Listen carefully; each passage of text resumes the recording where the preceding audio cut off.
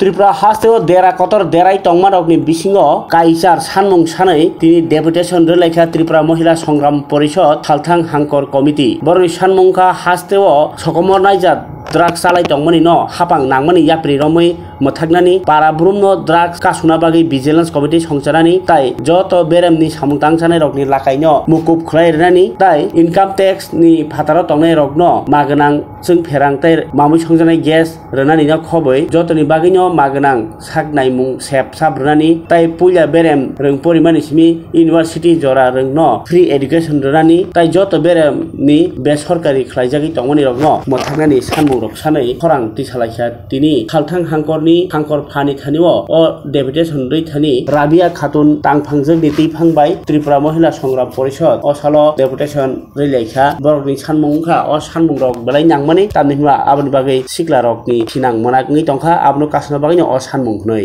Demand নিয়ে জেলা শাসকের কাছে ডেপুটেশনে মিলিত হতে যাচ্ছে। আপনারা সবাই অবগত আছেন, এটা বলার কিছু থাকে না। সারা ত্রিপুরায় এখন ড্রাগসের অবৈধ বাণিজ্য চলছে, যার ফলে শহরতলি গ্রাম পাহাড় সব দিকের স্কুল কলেজের ছাত্রছাত্রী থেকে শুরু করে যুবক যুবতী ড্রাগসে আসক্ত হচ্ছে, যেটা সর্বনাশ ত্রিপুরার জন্য ডেকে আনছে। যুবক যুবতীদের ভবিষ্যৎ অন্ধকারের দিকে চলে যাচ্ছে। তাই সুতরাং আমরা মহিলা সংগ্রাম পরিষদ মনে করছি যে একমাত্র গভর্নমেন্টই পারে এটা বন্ধ করতে, না হলে এটা বন্ধ হবে না। এটা দিনকে দিন এটা বেড়েই চলেছে, যে কারণে অভিভাবকরা খুব চিন্তার মধ্যে আছে, যার মানে তাদের ছেলেমেয়ের কোনো ভবিষ্যৎ নেই, যে ভবিষ্যৎ এটা মৃত্যুর দিকেই ঠেলে দিচ্ছে। যে একটা ড্রাগস আছে শিরাপথে নেয়, এর ফলে এইডস রোগে আক্রান্ত হচ্ছে ছেলে মেয়েরা। দ্বিতীয়ত আমরা যেটা মানে ডিমান্ড আছে, মানে ড্রাগসের বাণিজ্য রুখতে সরকার একটা কঠোর পদক্ষেপ গ্রহণ করুক। 2 নম্বর হচ্ছে আমরা কোভিড থেকেই শুরু হচ্ছে এই সংকট শ্রমজীবী মানুষদের মধ্যে, কোভিড থেকে এবং মাঝখানে বন্যা পরিস্থিতিও গেছে, যারা বাধ্য হয়েছে তাদের কোনো ইনকাম ছিল না, তখন কাজকর্ম বন্ধ ছিল, তখন তারা বাধ্য হয়ে বিভিন্ন কর্পোরেশন মাইক্রো ফিন্যান্স থেকে তারা ঋণ নিয়েছে। আমাদের ডিমান্ড হলো এই ঋণগুলি গভর্নমেন্ট মুকুব করুক। ঋণ মুকুবও করছে গভর্নমেন্ট, আমরা দেখেছি আদানি আম্বানির মতো শিল্পপতিদের ঋণ মুকুব করছে কোটি কোটি টাকা, কিন্তু দেখা গেছে সাধারণ মানুষের, আমার যেটা নজরে আছে, 1 টাকা 40 পয়সাও ঋণ মুকুব করে না। যাদের কোটি কোটি টাকা ঋণ মুকুব করতে পারছে, তো শ্রমজীবী মানুষদের ঋণ মুকুব করা সহজ, এটাও গভর্নমেন্টই পারে তাদেরকে ঋণগুলি মুকুব করে দেওয়া।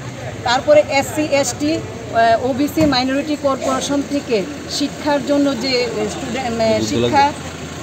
শিক্ষার যে লোনটা নেওয়া হচ্ছে, এখন দেখা গেছে কেউ মানে শিক্ষার জন্য ঋণ নিচ্ছে, কিন্তু বাস্তবে দেখা যাচ্ছে তারা শিক্ষার যে শেষে একটা চাকরি পাবে, তারপরে তো মানে লোনটা দেবে, কিন্তু দেখা গেছে চাকরিটা অনিশ্চয়তার মুখে পড়ে গেছে, লোনটা দিতে পারে না।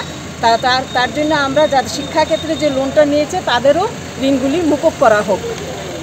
তারপরে হলো আয়করের আওতার বাইরে দেখা গেছে বিদ্যুৎ বিল ত্রিপুরাতে এত আসছে যে শ্রমজীবীদের পক্ষে দেওয়া, সাধারণ শ্রমজীবীদের পক্ষে এটা দেওয়া সম্ভব হচ্ছে না। রান্নার গ্যাসের দাম দিনকে দিন বেড়ে চলছে, নিত্য প্রয়োজনীয় দ্রব্যমূল্যের ঊর্ধ্বগতি, এটা সবাই অবগত আছে, এটা আমার এখানে বলার কিছু নেই। সুতরাং তাদের যে মানে আমরা মনে করছি যে সাধারণ মানুষের জন্য যারা ইনকাম ট্যাক্সের আওতার বাইরে, তাদেরকে বিনামূল্যে বিদ্যুৎ এবং রান্নার গ্যাস সরবরাহ করা হোক, সবার জন্য বিনামূল্যে চিকিৎসা গ্রহণ করা হোক। এখন দেখা গেছে প্রাইভেট চিকিৎসা করতে গিয়ে গরিবরা হিমশিম খাচ্ছে, এমনকি সরকারি যে মেডিকেল কলেজ আছে এখানেও সরকারি চিকিৎসা পাওয়া যাচ্ছে না। সুতরাং আমাদের ডিমান্ড হলো বিনামূল্যে চিকিৎসা পরিষেবা চালু করা হোক, প্রাথমিক স্তর থেকে বিশ্ববিদ্যালয় পর্যন্ত শিক্ষা অবৈতনিক করা হোক এবং সমস্ত স্তরের বেসরকারিকরণ বন্ধ করা হোক। এই 8টা ডিমান্ড নিয়ে আমরা DM সাহেবের মাধ্যমে সরকারের কাছে আবেদন রাখছি, আমাদের এই মানে নিত্য প্রয়োজনীয় দাবিগুলি যাতে আমাদের পূরণ করা হয়, তাহলে একটা সুন্দর ত্রিপুরা গড়ে উঠবে। আমি ত্রিপুরা মহিলা সংগ্রাম পরিষদের রাজ্য কমিটির সম্পাদিকা। নাম রিজিয়া খাতুন।